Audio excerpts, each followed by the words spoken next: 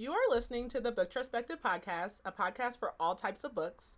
And even though we read all types of books across all different types of genres, we want to give a disclaimer. Many of our books and a lot of our content sometimes is intended for mature audiences. And we don't believe in censorship, but we do want our listeners to have the opportunity to decide if our episode or podcast is good for them. So, with that, let's get into the episode. Hey, it's Dominique.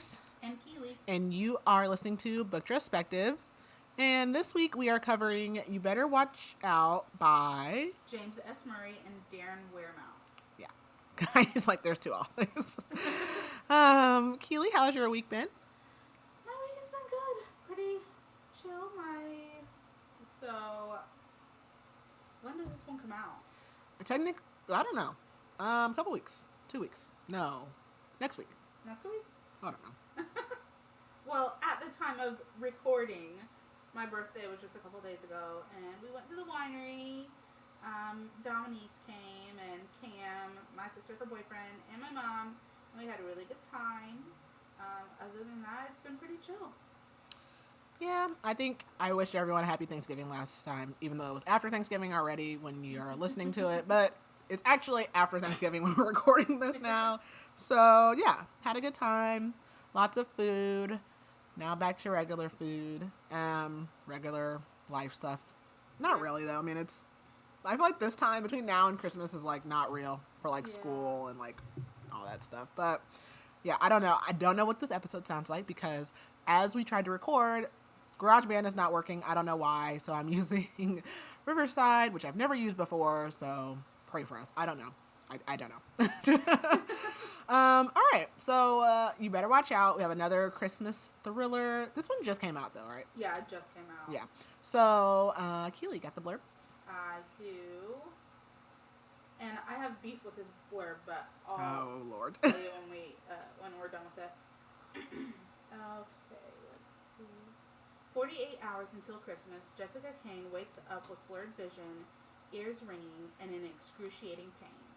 A gash in her head and blood running down her face. The last thing she remembers is going for a run and something or someone hitting her in the head.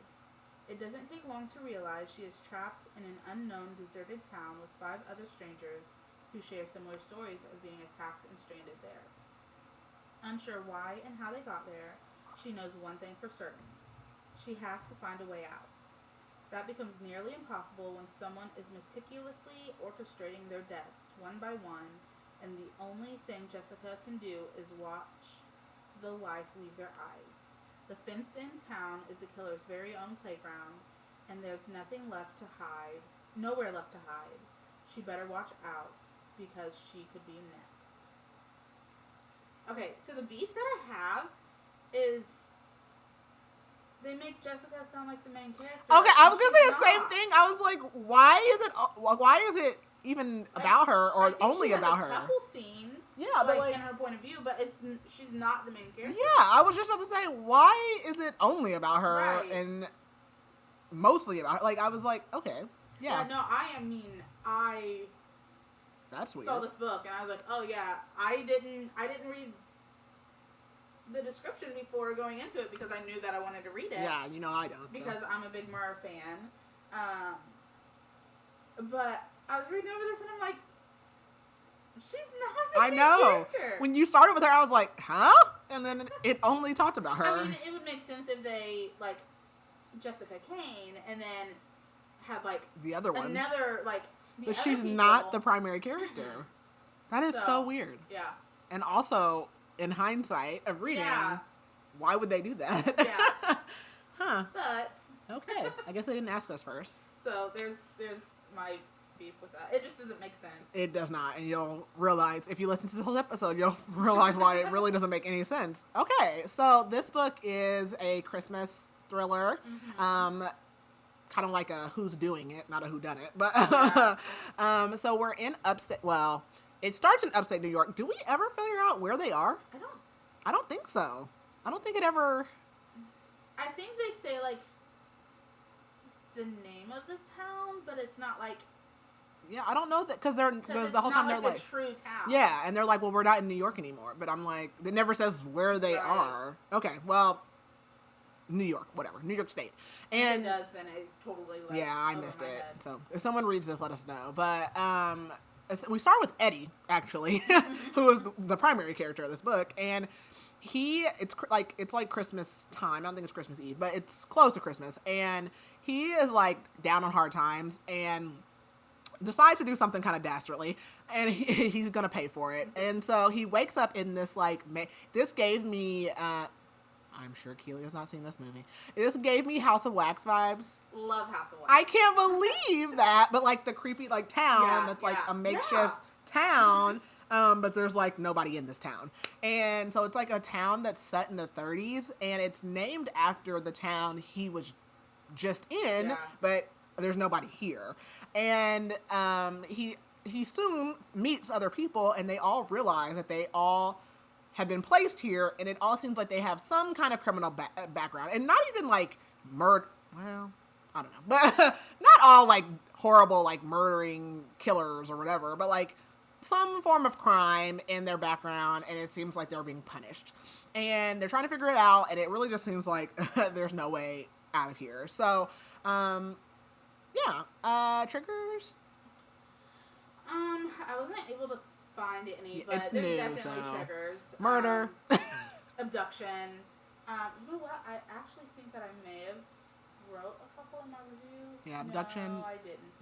But yeah, murder, abduction. Those are the big ones. There is sexual assault mentioned. It does get a little gory. Yeah. Poison. They get poisoned? Yeah. Yeah. Drowning. Yeah. I'm trying to think of all. There's something with animals. I don't really know how I would trigger that. I don't know what I would call that. Yeah. Yeah. Creepy carnivals. Ghost towns. Frostbite. I don't know if that's a trigger. Yeah. I don't really know what trigger, I'm always surprised to learn what triggers are, so, yeah. But anyways, it's a murder. Okay, there's murders, there's triggers. So, I'm gonna assume most people have not read this because it just came out. But if you have, or you have not read it and you don't want to be spoiled, then this is your warning to pause here and come back later. But if not, we're gonna go ahead and get started. I wonder when does this episode come out? Let's see. It comes out December 16th. Oh, Sugar Spice actually comes out before this one. Whatever, we'll figure it out. Okay, so one word. Oh, I knew I'm forgetting something. Okay, what's your one word? I say that, and you don't have one? I'm like, I want to do something, I don't know, because I was like, cheer, but there's no cheer. I would say, I guess it's kind of, chilling. I was gonna say creepy, so I was like, the only thing in my mind was creepy. Yeah. I kind of wanted to play off of it being cold or it being Christmas, but it was like, fine. I know. Yeah, I didn't have it. Just the town thing creeps me out. Yeah, that creeps me out a lot. So okay, now we're gonna get started. All right, so this book is mostly in one POV, which is not Jessica's, but she does have her moments as well. Well, no, and then there's also there's a third POV. So there's 3 POVs, I think, at the most. Yeah. Possibly, I think. I don't know. All right, so we start in upstate New York, and Eddie is on his way back from his brother's cabin, and he's just like broke. He's in his 30s. He's like down on his luck. So he decides to stop at this like store to get cigarettes, and he sees an old lady and her disabled husband, and he's like, dang it. He's like, I'm going to rob him. This is my last job. Like, I'm about to turn my life around, but I gotta rob them. They look nice, like they're wearing nice clothes. And he's like, there's no one's gonna get hurt. I'm just gonna take their money. So he follows them into the grocery store, and I mean, they are shopping. They are loading up the cart. Yeah. And they're just like, do, like, whatever. And like, the sheriff comes in, they're talking to the sheriff. He recognized the couple. They're like, oh, congratulations. There's another year of no murders in this town. So this town has a really good crime record. And the sheriff is like, well, I'm in a rush. I got to get across town to another incident. So Eddie's like, oh, good. Because he was like, dang, like I ain't going to be able to rob him. So the sheriff leaves, and Eddie's like following them. He hates himself. Like, he does not want to do this, but he's like, I got to do it. And he tells himself, you know, like, this is going to be the last job. I'm going to get a real job. So he's like, you know, they look really nice. Like, they're not even going to miss this money. So the lady, like, drops a can, and he picks it up for her, and she's like, oh, like, can you help me load the car? So they ask him, you know, where are you from? And he tells them, like, not from there, but, like, not too far. And they ask, oh, well, like, why are you in town? And he's like, well, I'm just stopping through. And the husband says, you know, we need more people like you around here. And Eddie goes to, like, dump the groceries and make a grab for the purse inside of the car. But then he feels like a scratch on his neck all of a sudden, and he turns, and this old man who was disabled in a wheelchair is standing up, perfectly fine, walking around, and he has poked him in the neck with a syringe. And he passes out. He collapses. So he wakes up, and he feels like his head is going to explode, and he's like in the middle of a street, but he's not where he just was. He's not on the same street. And he looks around, and there's no cars, there's no people. He's on this cobblestone road, and there's literally no sign of life. He's freezing, and his pockets are empty. So he sees a bar. He's like, okay, I'm going to go in there. Like, there must be people there, but it's empty. And it's so creepy because Silent Night is, like, playing on this, like, record player. But, like, the lamps are lit, so, like, somebody must have been there recently. And also, he looks at the record, and it's, I don't know anything about record. It's a one track. So it's, like, only going to play the song for, like, the 4 minutes or whatever. And then you have to, like, reset it. So somebody was just here. But literally, this whole place is, like, dusty, and it looks like 1930s. Like, no one's been in here, but obviously somebody was just here. So he grabs a knife, and then he hears, like, this scream from one of the back rooms. So he's like, I should go. But he decides not to. He's like, okay, I'm going to go help, because it sounds like a woman. And he finds a woman on the floor, knocked out. She has blood around her head, and she has, like, a hoodie and pants on, which, like, he's not really dressed for the weather. She's not really dressed for the weather. And then there's another black woman in the room who has on, like, fleece pajamas, so she's also not dressed for, like, being outside. And the black lady's like, stay away from me. She's like, I didn't hit that woman. And, like, he can tell, like, she didn't hit this lady either. So he's like, okay, this lady was already like this, so who did it? So the black lady grabs a beer bottle, and she's like, I'm going to shove this up your butt if you get any closer to me. And he's like, look, I just woke up here, too. And she's like, did you get kidnapped, too? And he tells her, you know, everything looks deserted around here. And she's like, well, what's your last memory? And he doesn't want to say, like, I was robbing the place. I was robbing those people. So he's just like, oh, like, I don't really remember. So he checks the girl's pulse that's, like, passed out, and she does have a pulse. So he tries to go get some water, but, like, there's no water in the pipes. So he dabs at the lady's head, and she starts to wake up. And then we switch to Jessica's POV. And so Jessica's waking up. She goes by Jessica, I don't know. And she's, like, waking up, and she sees a man and a woman, which we know is Eddie, and then this other black lady. And she's like, who are you? And, like, what happened? And they're all like, we don't know, all this stuff. We learn that this other lady's name is Trinity, and she, like, keeps disagreeing with Eddie. Because Eddie's like, well, I just woke up here, too. And she's like, no, he said he woke up outside. Like, ma'am, those are, like, so minute details. Like, stop it.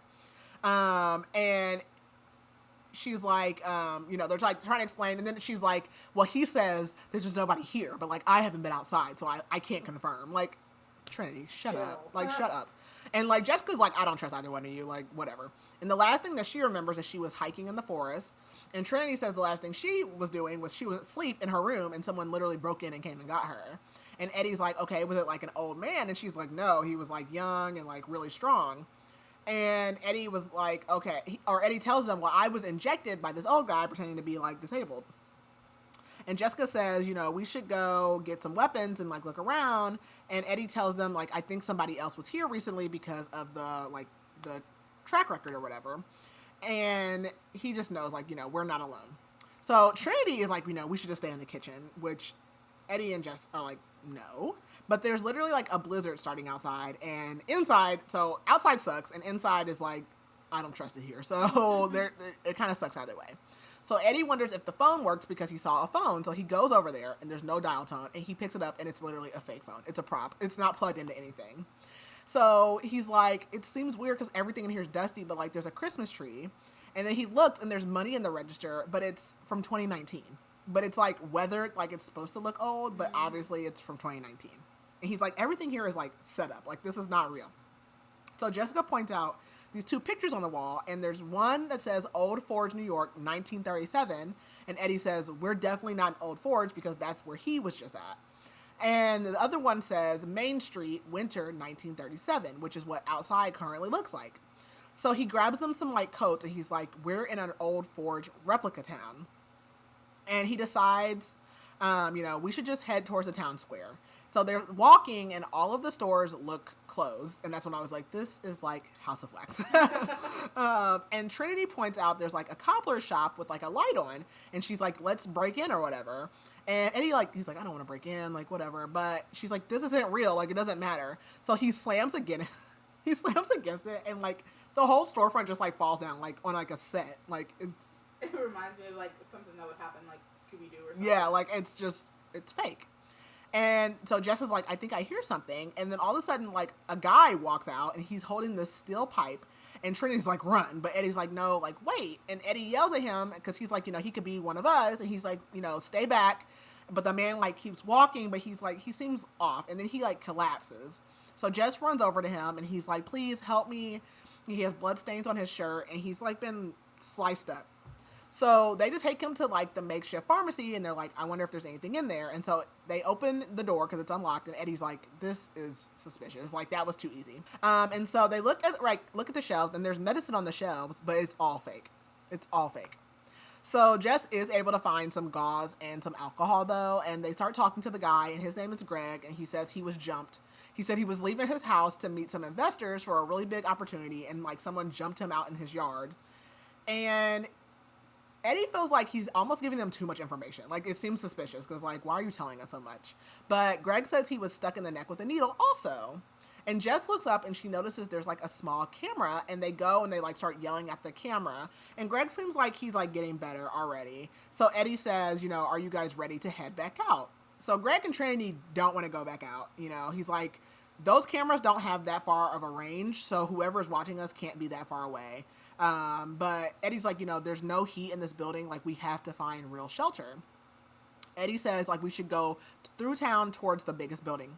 And he still thinks, like, Greg is really suspicious. But Greg picks up his metal pipe, and they all start, like, walking off. So the building, like, the biggest building in town is Town Hall. So they go inside. And it's, like, half finished. Like, there's, like, half of a roof. It's just, like, a shell of a building. So they leave. And Eddie sees a light from outside of the town square, and it is a church. So they go to this church, and inside there are two men arguing and fighting and, like, rolling around. And Jess is like, wait, like, they could have been kidnapped too. So Eddie goes in, and he's like, stop. And then Greg, like, slams his pipe down. And one of the men go, he jumped me. And then, like, the other man, like, runs outside. And Eddie's like, I don't know who's telling the truth.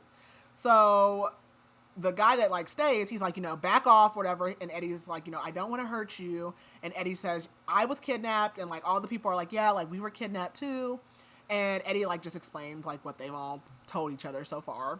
And the man says, like, I'm going to take my chances alone. But Jess says, I wouldn't do that. This is the only building that has some form of heat. So he introduces himself, and his name is Tank. And he says, he was in an alley outside of a bar. He was doing a drug deal. And he got stuck with a needle also. So Tank looks around, and he recognizes Greg. And he says, hey, you're the one that ripped off all those old people for thousands of dollars. I remember seeing you on TV. And Greg is like, I didn't scam them. Like, they just had bad investments, yada, yada, yada. And Tank says, how many grandmas did you scam? And Jess says, maybe his story is true. And, like, maybe that explains why we're all here. And Tank says, that makes sense, but then, like, why are the rest of you here? Because, like, he's obviously a drug dealer, and then Greg is a scammer, so, like, what did the rest of you guys do? So Eddie still doesn't want to admit that, like, he was robbing those people.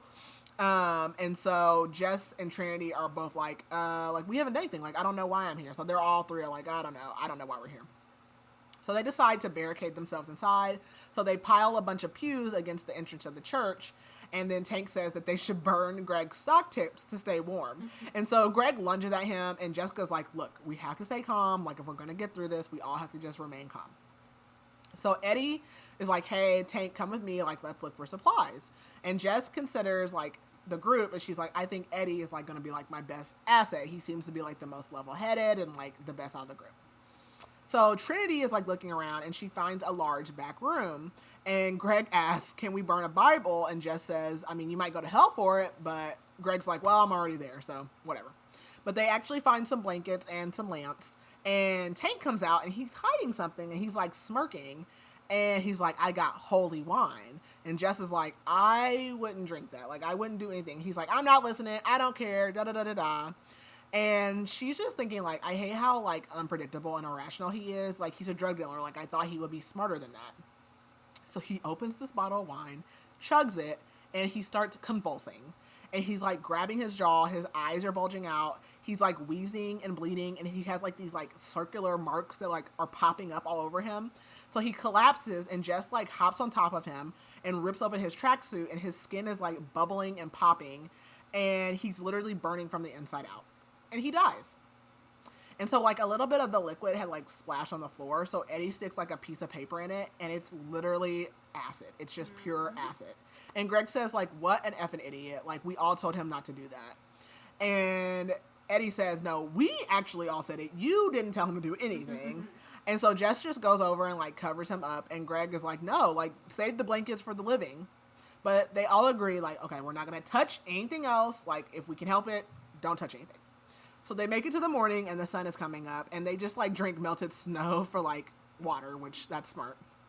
And so Trinity is like back to questioning like everyone and Greg is just like a pain in the ass. So like they both suck. Eddie knows like there has to be a road here. Like there's no way like somebody just dragged them all the way in the middle of town. So like he's like, they had to like drive us here. And he's like, so I just wonder where this road is. So he's like, you know, I think we should go back the other way because when he woke up in front of that bar or like saloon, he, like, one way was town, but then the other way was just, like, dark and there was nothing down there. And he, like, you know, we could go that way and, like, see if it's a dead end. So they open the door and it's not snowing anymore and there's no footsteps outside, but the snow is pretty high. And Eddie knows, again, like, Eddie's like, you know, I know no one could have carried me here, but also, like, he doesn't see any tire tracks, so he's not really sure. So they're walking through town and we switch POVs. And there's somebody watching the group from inside of the inn, the hotel. And he sees, like, the group coming, so he, like, backs up behind the drapes. And this person, like, has an axe, and he's just thinking, like, these people are walking past him like lambs to the slaughter. And he wonders how close-knit the circle got overnight and how they had let him escape so easily. So he must have been the one that was, like, fighting with Tank last night. And it gets a little weird here. He's like, I wonder what happened to the fat guy from last night, which is talking about Tank, and he assumes he got killed. And he gets very sexually turned on about murders. Yep. So, and he starts thinking back on his last victim, who was a teenage girl. So this guy is a killer. And he's like, he basically wants the group to, like, do his bidding and, like, kill each other. And then he will be the last man standing in Old Forge.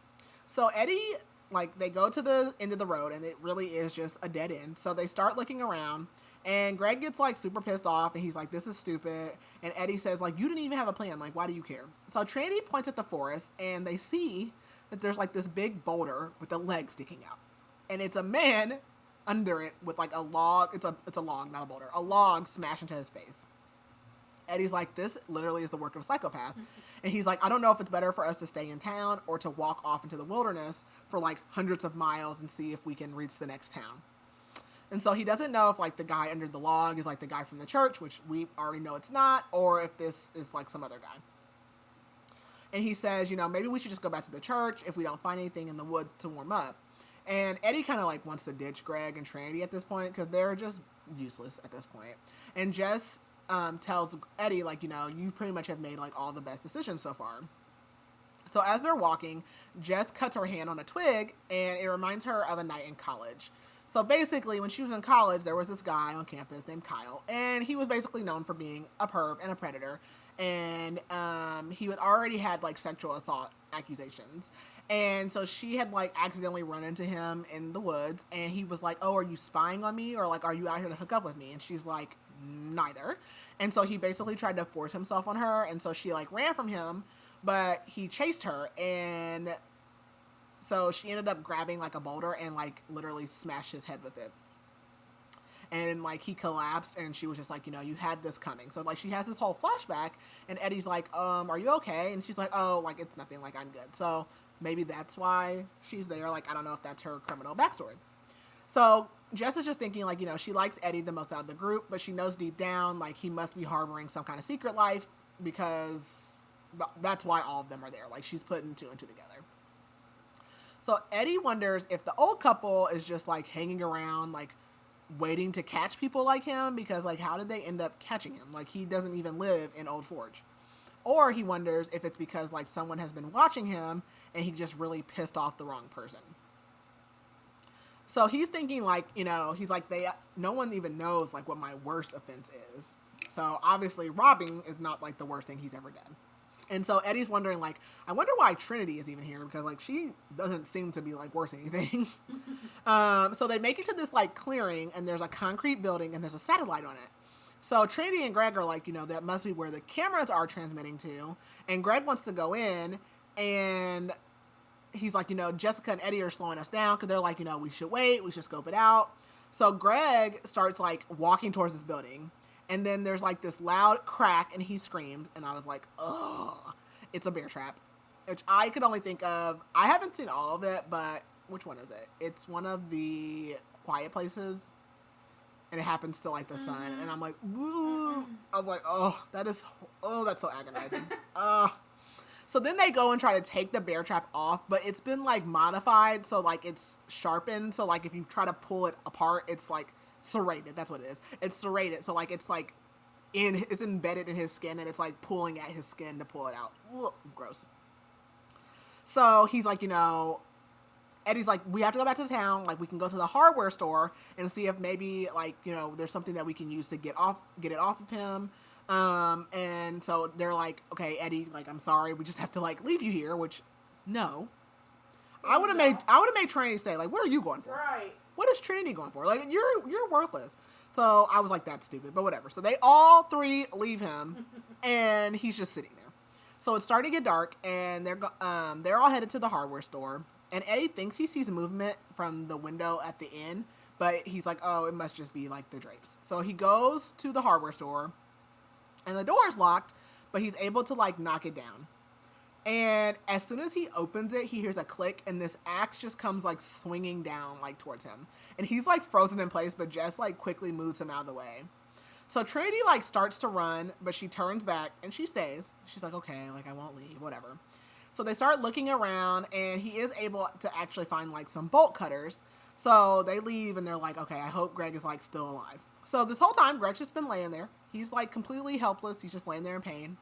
And he's like, it's only been, like, 20 minutes. And he's like, I refuse to close my eyes because, like, he doesn't want to, like, freeze to death or, like, hypothermia. And he's really, like, just pissed off at himself for, like, getting, like, he was like, I did this to myself, being courageous. And he tries to, like, get his leg out of the thing, but he knows, like, he can't stomach that pain. And he's like, I'm stronger than the others. Like, they would have died by now from this, blah, blah, blah, blah, blah. And he thinks, like, he's like, one of my former clients must have done this to me. And he's like, I never lost any of my clients' money on purpose. Like, I wasn't scamming them. So then he, like, hears something, and then it goes quiet again, but then he hears it getting closer. And what he hears are, like, grunts and stomping. And all he can think about is, like, that man that was, like, crushed by the log. But it's not a man. No, it isn't. It might be worse. I don't know, the man or the bear. I mean. I don't know. The man or the bear. Well, it's a bear. And he's like, a bear? Mind you, they were all taken from upstate New York. So he's like, it's a grizzly bear. There are no grizzly bears in upstate New York. So, Toto, we're not in Kansas anymore. I don't know where they are, but they're not in upstate New York. So he knows that the best thing he can do is play dead. So he does, and the bear leaves. So he's like, whew. But then he hears the bear, and the bear literally comes flying at him, attacking, and literally starts clawing him to death. So Jess is, like, determined. She's like, we have to get back to Greg alive. We have to get back. But she hears a growl, and Trinity stops, and Jess is like, keep going. And Trinity's like, are you crazy? And they see the bear, and he's just, like, eating Greg's insides. Like, that's a horrible way to die. Yeah. That is a horrible... And he's not even, like, dead. He, like, raises his hand. I couldn't imagine. Like... Could not. I don't know. That's awful. That's awful. So, and then Eddie, he, like, charges at the bear to scare it off. I'm not doing that. What if it starts attacking me? I was like, I put 2 laughing emojis and put no. I put no. No. I'm so sorry, Greg, but there's not a thing I can do for you right now. So, and then Jess starts throwing pine cones at it. Are you too absurd? This is a grizzly bear that's currently eating a man's stomach. I don't know what about that made you think that this was a good idea. So the bear leaves, surprisingly, and Greg's intestines are just like hanging out. And Jess goes over and like rubs his cheek, and he dies. Wow. Like makes my stomach queasy. Yeah, ew. So Eddie's like, I'm not crazy, right? Like that was a grizzly bear, and they're like, yeah. And he's like, well, the problem is there's no grizzly bears in upstate New York. He's like, where the hell are we? And I'm like, I don't know, Montana, Idaho, Canada. I don't know where you are. I don't know. So he's like, okay, let's go into the building. But like Trinity's scared. So he breaks into the building. And the room also looks like it hasn't been used in years, except for the fact that there's a bunch of like fresh newspapers like glued to this table. And they're all about this like hit and run driver. A 9-year-old boy was killed. There's a manhunt for the hit and run driver. And the driver was Trinity. Mm-hmm. So apparently they found her. She did go to court, but she ends up getting off on a technicality. So Trinity has stayed outside, but him and Jessica had went inside. So they're like, hey, by the way, there's some stuff in here you might want to see. So she goes in and she's like, what is this? Like, this is a twisted joke. And she like starts ripping down all the papers. And she's like, I didn't do it. And she's like, I didn't kill a child. And Jess is like, well, how do you know it was a child? Like, I didn't say anything about that. And so they're like, yeah, so it is true. So Trinity turns to Jessica and says, like, well, you probably did something way worse. And Eddie says, look, it doesn't matter. We're all guilty of something, and we just need to survive. But he's pretty much, like, had it with Trinity, and he's kind of decided, like, if it comes down to it, like, she's dispensable. So at this point, we switch back to that man from the inn, and he is following them, and he's, like, hiding behind, like, some trees, and he can hear them arguing about whatever they found in the building. And he had watched them, like, almost get taken out by that axe, and he wondered, like, how they could be so stupid and why they haven't figured it out by now. So he walks up to Greg's body, and he's, like, getting turned on by this dead body, and I'm like, you're disgusting.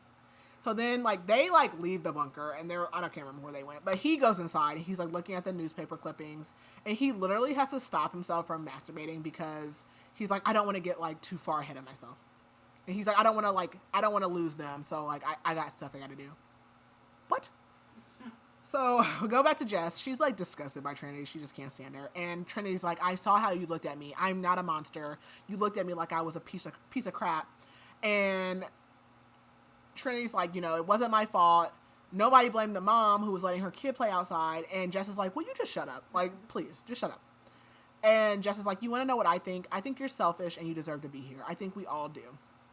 So they were like walking and they run into this massive cinder block wall with barbed wire at the top that is electrified. Yay. So essentially, there's no way out of this place. They have walked hoping that they could get to the next town, and there's a wall around this entire place. So Eddie sees footprints, and so he's like, let's follow them. And Jess feels like, Eddie might actually make it through this, and she also feels like she might slightly be attracted to him, which Eddie also has mentioned, like, he's kind of attracted to her as well. So they follow the footprints, and it leads them to a house. And they see, like, it's like a mini farm. There's a garage. And it looks like someone's home, and they see a road. So he's like, okay, we could steal a car. And Trinity says, steal a car? And he's like, look, I wasn't a saint in my past life. But he's like, I wouldn't go over to that house. So Jess points out there's a camera, like, watching them. And then, like, 2 people come out of the house, and it's the old couple. So they come over, and they introduce themselves as George and Dorothy. And Trinity says, like, what do you want? And she's like, what the F do you want? And Dorothy's like, please, mind your language, which that would piss me off. Lady, you kidnapped me and you're trying to murder me and you're like, watch your language. Mm-hmm. Oh, okay. So George says, we don't want anything from you. Our job is just about done. And he's like, it's impossible to escape this place. You're all here because you need to be. He says, tomorrow we will be opening the gate on Christmas morning at sunrise. And if you are here, you'll be free to go. And Eddie's like, what's the catch? And George says, there is no catch. Christmas is a time for hope. And if you're here, you're free to go. And Eddie says, if I leave, you'll have consequences. And Dorothy says, well, perhaps. And they just go back to their house. And George says, by the way, the temperature drops to -10 tonight, so be careful. So Eddie thinks, like, he's like, will they really let us go?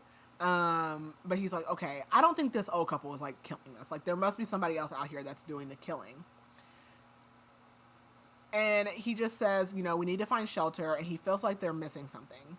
So Jess points out that satellite dish must have led somewhere. And so they go back to look at it, and they find that there's a cable, and they follow it. And it leads to a clearing, and Eddie finds a hidden bunker. So Eddie, jumps down in there and, checks it out, but he immediately finds a warm room, and there's, a light, and he sees, there's a miniature version of the town, and they all go in, and he, locks them in. And there's, a surveillance room and cameras over the whole town, and he finds files. And then he finds his file. And so there's a picture of him from his Instagram. There's all this stuff on him. And then there's, a small kitchenette, and there's, a single plate, and there's some fruit. And he almost goes to, drink the mineral water, but he's like, he thinks about Tank, and he's like, I'm not gonna drink anything. So, they're going through everyone's files, and Trinity finds old files. So, apparently, this has been happening every year since 2010. So in 2010, all 6 of the people were killed. They were shot, stabbed, died from hypothermia, etc. And then, in some of the other years, people were skinned alive, they were hung, they were burned alive. And there is a name, and they pull out, their group from 2024, which is this year, and they're looking through all the names, and there's one they don't know, which is Damien Hirst, because they haven't met him. And Trinity says, maybe he's the guy that ran away. And Jess says, I've heard about him. He's sick. He's notorious. And apparently he's a serial killer rapist from Syracuse, and he's on the run. And they're like, okay, well, maybe he's, the guy who had his face bashed in. And so they find, a circuit board for, the whole town, and they see that there's an access tunnel. So Trinity finds, these blueprints, and basically the access tunnel is next to the newsstand in town. And Jess says, well, it may or may not really be there, because it seems like this whole town is, partially under construction, but, some stuff isn't really there. And she's like, also, it's warm in here. And they're like, okay, well, do you think that we're really going to get let out in the morning? Should we try it? Should we wait and see? And Eddie's like, I think we should go for the access tunnel. Let's just try it. So they all agree, and he turns the power on for the tunnel, and then he opens the door, and they head out. So as they pass by, Greg's body and then, that other body in the woods, Eddie thinks about how, luckily it is cold because they don't have to, smell the bodies. Because he's had to smell a body before, which was his dad, who basically, he blew up. I think he was a smoker and blew up his house, and they found his body in the house. And then he thinks about Greg's body and how nobody's ever going to find him out here. And he wonders should we go straight through town, or should we take the long way and try to avoid the cameras? And then all of the streetlights in the town come on, and then music starts playing, Santa Claus is coming to town. Creepy. Yeah. And then fireworks start going off. I'm like, where is this place that all this stuff is going on and nobody knows? And they're like, okay, maybe the fireworks are going off because it's Christmas Eve. I don't know. So they make it to the access tunnel, and he pushes on the door, but it's pretty hard, but he finally gets it to move, and there's a grate. So Trinity's I'll go first. I haven't gone first, whatever. So as she starts to go down, Eddie sees this red beam. He's like, wait, don't, but it's too late. And literally this grate pops out and slices off her fingers. And she just drops down in the bottom. And so Jess is like, okay, we have to help her. But then, this is a horrible death too. Oh my gosh, this is terrible. So she starts, he said it was going to be -10. So she's down in the bottom, and ice water just starts spraying out at the wall. And then these box fans start blowing on her. And there's a thermometer, and it already says it's -5 degrees. So her fingers, which were bleeding, are now frozen. And there's bloody stumps frozen coming off her fingertips. And the temperature is dropping, and she's screaming, and she's just literally freezing to death because the water just keeps blowing out of the wall, and then the fans keep blowing on her, and it's cold outside. And then she falls back in the water, just covered in ice, and she dies. She dies. Oh my God. That is terrible. That is awful. So while this all is happening, Damien is hiding in town hall, or by the town hall, and he wants to see what happened because he loves it here. And he wonders, if Eddie and Jess have, hooked up yet, because times like this make your primal instincts high, and it'd be a shame that they won't live long enough because it's either going to be them or him. So Eddie thinks, go back to Eddie, he thinks, we should go back to the shelter. And he's like, we can outsmart this asshole. And Damien hears him. He's like, that's not very nice. He's like, I'm the smart one. And Damien knows, where all the cameras are in town. He's basically been avoiding them. So they like leave, Eddie and Jess, and he goes to like see Trinity, and he takes her finger. And he doesn't understand why Eddie and them left the bunker in the first place, because it literally cost Trinity her life. So he also has realized that the other body in the woods with the log on it is a prop. It's not even a real body. So he's already making plans. He wants to kill Eddie first, and then of course he probably wants to like rape Jess and then kill her. And then so like Eddie and Jess are walking, and she thinks she hears someone, but then like it gets really quiet. So they get back to the bunker, and Jess tells Eddie like, I figured it was only going to be us two left, because she feels like he's smart, and they have survival instincts. So she just asks him like, why are you here? So he tells her the truth. He tells her about robbing the old couple. And he asks her why she's there, and she says that she is an addict. And she says she used to be an architect, and her addiction just like comes and goes. And she says, I used to try to beat it, but now I've just like accepted it, and it's a part of me. And Eddie says, well, you're a good person. You'll get over it, and you'll beat it. And Jess says, I don't want to. It's a part of me. And so she decides like she's going to try the food. And we jump to 15 years earlier. So we're with Eddie in a flashback with his friend Marco. Marco wants to go rob this physician, who's like an older physician. He's not supposed to be home. And Eddie tells Marco, well, like, it looks like he might be home. And Marco's like, no, like, I've been casing the house. He's not here. And Eddie's never worked with Marco before, and this is like the biggest job he's ever done. So Eddie goes to like open the door, and it's locked, so he was going to pick it. But Marco just like shatters the glass, like making all this noise. And they go inside, and it's like real hot. Like there's no air in the house. So Eddie's like, oh, okay, like he probably isn't home. Like the air's off. But they go in, and they walk face to face with this doctor who is like in his wheelchair. He's super old, and he's sitting there holding like a cigar and like some vodka. And Marco pulls out this gun, and the doctor's like, just take whatever you want. And he pulls out his wallet, and he's like, I have $400. But Marco is like, no, he wants the jewelry that he knows that the doctor has. So he goes to this cabinet, and it's full of jewelry, and the doctor starts like pleading with him. He's like, please don't take my dead wife's jewelry. And Eddie feels guilty, and the doctor comes up, and he like recognizes Eddie, and he's like, you're Billy's boy, which is his dad. And he's like telling Eddie like, you don't need to do this. And Eddie starts crying because the doctor was there when Eddie's mom died, and Eddie wasn't there because Eddie had been out like trying to make a robbery or whatever. And Marco says like, come on, Eddie, let's go. And Eddie like turns around, and he didn't realize that the doctor had got so close to him.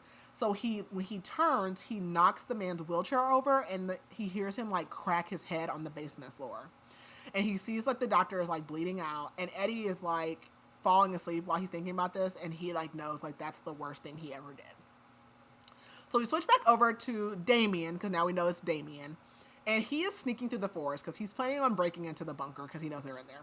And he's like, okay, these other deaths, like they're not doing it for me anymore. Like he goes to get the axe, and he's like, I'm about to kill him.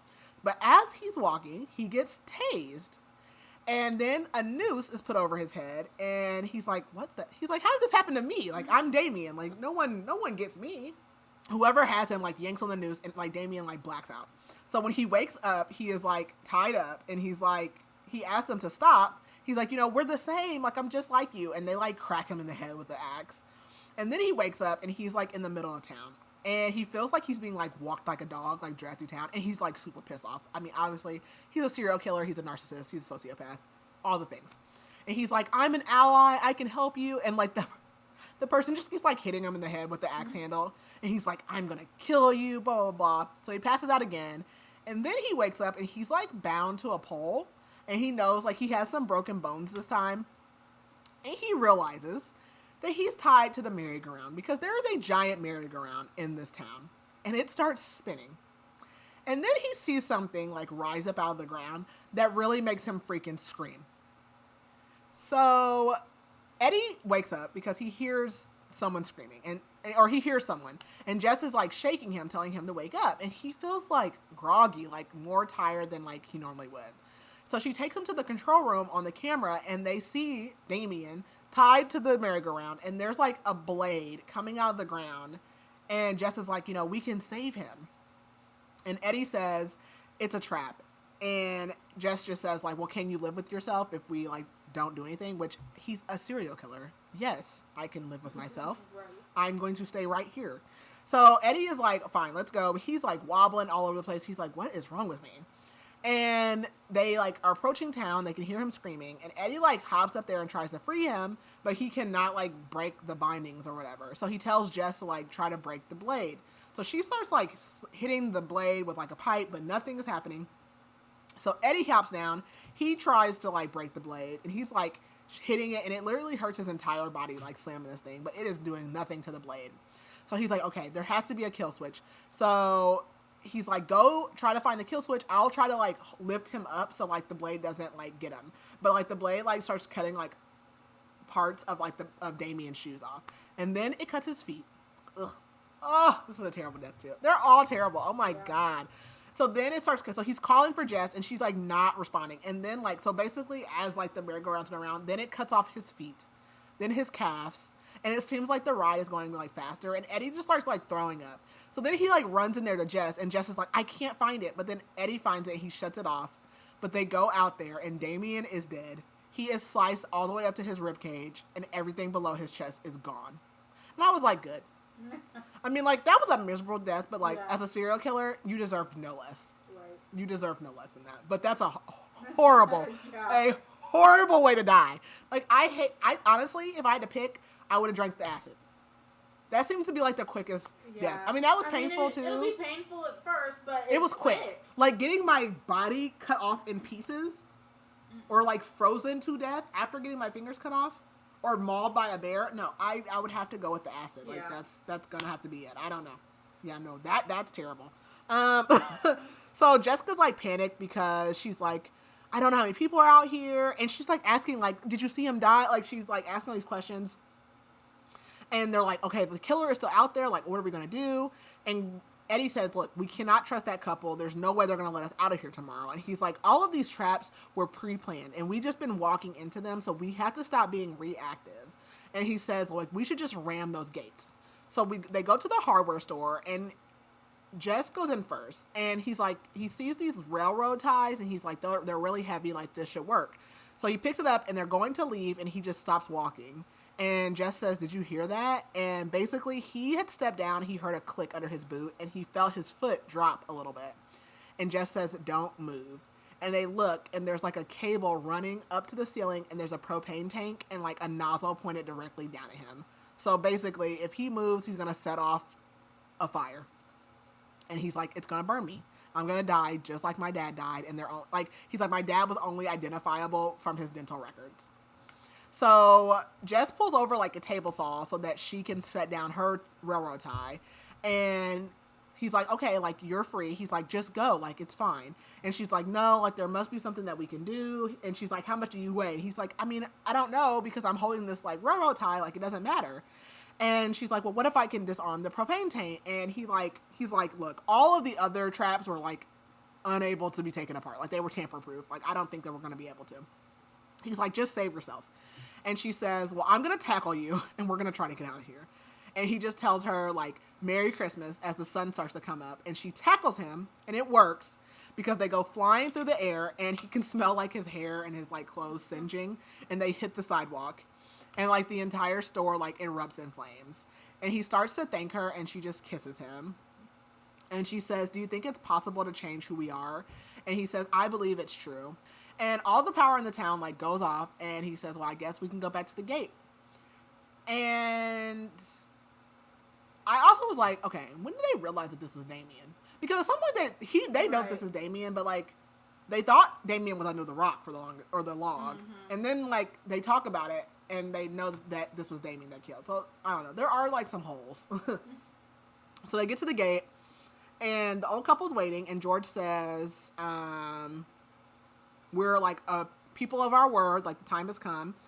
And he asks, like, but I wonder, have you figured out why we brought you here? And Eddie says, you know, I'm going to choose my words carefully. And he's like, because we have all lived our lives taking from other people.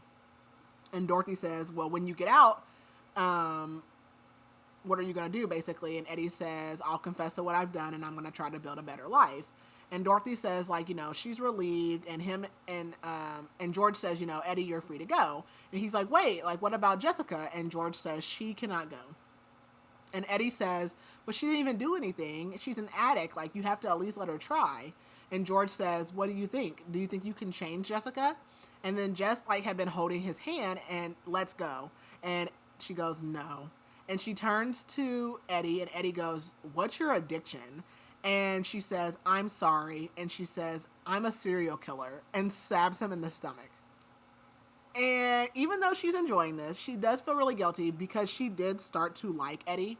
And she feels like she owes him the truth until she tells him she's so sorry. And he's like, why? And she says, this place is a hunt. And it's the only way that my parents could control my urges. So I stay here. And I'm like, what the hell? And she's like, for what it's worth, I do believe that you would have changed. And Eddie dies. So she goes and she apologizes to her parents. She's like, I'm sorry I had to kill him in front of you. Like, I just couldn't bear to do it any of the other times. So she, like, was supposed to let him die which I don't understand the fire thing because, like, she would have died too. Like, I didn't understand that trap because I was like, well, why would you do that? Like, go in there knowing that you would have died. Right. But, like, you would think that she would have let him go in where the traps are. So why do you let him go in? Yeah. Knowing that because you're stuck in here, like because that whole store was on fire, like you would have died. Right. And then like it never really gets mentioned, but I'm assuming she put something in the water or whatever he drank. Yeah. But not enough to kill. Like I don't know, so that's kind of not fleshed out. But she's basically like was supposed to kill him like out in the town or whatever, but she just didn't. And so her parents had to had to see it. Oh, so she apologized to her parents, and her mom is like, I don't want to talk about it. And they all say, like, Merry Christmas to each other, and they hug. And this is, like, the one time of year that her parents will hug her. And that's basically her Christmas gift is that, like, they don't deal with her all year round. They're, like, disgusted by her, and she's forced to, like, live in the town. So we go back to Eddie because he's not dead. So he's telling himself to get up, and he sees that the gate is open, and that Jess and her family are, like, all, like, hugging, like some weirdos. And the parents see him, but he's, like, pissed. So he gets up, and he just, like, attacks them, like, kicking and punching. And he runs towards the house, and he, like, runs, like, through the barn, and he sees, like, these gurneys with IVs. He sees, like, supply rooms. There's, like, an incinerator room. He finds a room full of vehicles, one of which is his SUV. And he's, like, bleeding out, but he just keeps going. And he thinks about how Jess had been at each one of the deaths. And she had seen each one of the deaths, except for Damien's. And she had seemed really upset about Damien dying, but now he realizes it's because she didn't actually get to see it. And he thinks he hears a car, which he does, and it's a police cruiser. And I was like, nope. I was like, this is bad. But he's an idiot. So he's like, oh my God, I'm saved. So he goes over, and the cop gets out of the car, and he's like, oh my God, they're trying to kill me, take me to the hospital. But instead of taking him to the hospital, the cop starts asking him all these questions. He's like, well, like, what's going on, da-da-da-da. He's like, well, the only people that live here are the whatever their last names. He's like, they're respectable people, blah, blah, blah. I'm like, dude, you're an idiot. Yep. I can't believe you fell for this. And so Eddie's like explaining, and he's like, okay, get in the car, whatever. So Eddie gets in the car. Are you done? And then the police officer locks the door, and he starts asking Eddie, like, well, who are you? And he starts driving back towards the house. And I'm like, duh, Eddie, why didn't you steal a car? Right. You went past 40 vehicles? So the cop drives up to the house. He goes up to the couple to talk to them. And then he comes back to the car, and Eddie's like, why haven't you arrested them? And he says, Old Forge has the lowest crime rate in New York and no murders in 13 years. And do you know how we keep that crime rate so low? And Eddie remembers hearing this in the grocery store.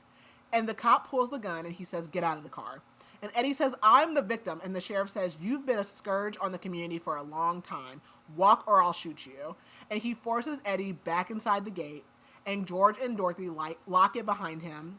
And the sheriff says, I sleep well knowing that they kill criminals. And Jess is like just standing like waiting by a tree. And she tells Eddie, I'll give you an hour head start. And he just limps off into the forest. And all he can hear is, you better watch out. You better not cry. And we jump to the epilogue. All right. It's January 28th. And we're introduced to this lady named Maria. She's a professor at Columbia. And she works really closely with the FBI because she has helped them catch a serial killer in the past. But this time, they reached out to her. Or no, this time she reached out to them. So the FBI agent comes in. She gives him a file on a town called Old Forge. And she says, every year around Christmas, for the last 14 years, people go missing, even though this town has a super low crime rate. And all of these people have a criminal past. And she said, I think we have another serial killer on the loose. The end. Elfing. So, what did you rate it? So initially I had rated it 4.5, but I think that I'm going to four stars. It was a good one. I enjoyed it. Again, like the description does not really match. No. Why? Why is that the blurb? As you can So- see, like, it kind of gives it away. Right. Like, why are you putting all this focus on her and she's not even the main character throughout Yeah. the book? Like, that's weird. Yeah, so that's probably my biggest complaint, because I definitely would not have at least solely focused on her in it. Yeah. If you were gonna put the other two point of views. Yeah. But yeah, nope, I enjoyed it. Yeah, I think I gave it a 3.75. I don't know how I felt about the ending. I'm kind of disheartened. I was like, what? Like, I didn't want Eddie to die. I'm like, you went through all of that, and then he just, like, obviously he's dead. Like, he has to go back. And there's no way he survived that. He was already bleeding out, and, like, she's going to kill him. And it's just like, what? And, yeah, there are, like, some plot points, but, yeah, like, and I'm glad I don't read the blurb, but, yeah, I feel like if you read it, that is going to make you, because I didn't think it was her. Like, I didn't know what her problem was, but I didn't know what was going on. I thought it was Damien, and then I thought maybe he was more. I didn't know what I thought, but I didn't think it was her. So, yeah, I don't know. Okay, are there reviews on this yet? Yes, there are, Okay. actually. Let's see. Oh, so this was not just published. Oh, when did it come out? October 15th. Oh, but still this year. Yeah, Okay. still new. Let's see. We will get a 5-star. There are not many reviews and ratings. There's only 902 so far. Okay. 5-star. It's that wonderful time of year again, and I'm spotting a lot of holiday-themed thrillers as Christmas approaches, and I just had to dive into one of them. The first book I read by these authors was a delightful surprise, and the cover is super enticing. The story unfolds in the days leading up to Christmas, but don't expect too much holiday cheer. This book is a thrilling adventure filled with suspense and gory moments. What I loved about this book is its unique and cleverly crafted take on a locked room thriller. A group of characters find themselves trapped in a deserted town, and they have no idea how they ended up there, which really amps up the tension. The audiobook was fantastic, so well narrated and suspenseful. The best part, the ending, was a mind-blowing shock. I had so much fun reading it, even if it wasn't overly festive. If you haven't checked out these authors yet, you are definitely missing a wild treat. And then our 1-star DNF. This book was a major letdown. The writing felt like it was aimed at a much younger audience, which made it hard to connect with or take seriously. On top of that, the storyline was extremely difficult to follow. The description of the book painted a completely different picture of what the story would be, which led to even more disappointment. The characters were another downside. None of them were likable or compelling enough to root for. By the time I reached 60%, I realized I didn't even care how it ended. Unfortunately, this one didn't work for me. Which, yes, the description did paint a completely different picture. It does. So, I mean, I hear you. I understand. Okay. Well, I just realized, well, I guess it doesn't matter. Whatever. We recorded these out of order, so then Sugar and Spice, they're like, why are they talking about Thanksgiving when we should? It doesn't matter. It does not matter. Whatever. Okay, so our next book is part 1 of Queen of Shadows. Queen of Shadows? Yes. Yeah, that's what I thought. So, yeah, the next book is part 1. So, We are to the very long. I think that book's like 20 hours on audio, so it definitely is a part 2. Unfortunately, because it is the end of the year, unfortunately, then our next episode after that is our recap of the year. So part 2 will not be until the beginning of the year. So a little bit of a break in between there, but at least you're still getting episodes, and we're not just taking a hiatus, which a lot of podcasters do. So so we're getting into like the real nitty gritty of Throne of Glass, and then I've already said this, but we are going to do the Blood and Ash series, whatever, which will probably be like I think I said March, but it might be like April, May. I'm still trying to figure out because now they're 2 parts, so there's that. Anyways, doesn't matter. But yeah, so that's the plan. But yeah, I think that is everything, and we will talk to you all next week. Bye. Bye.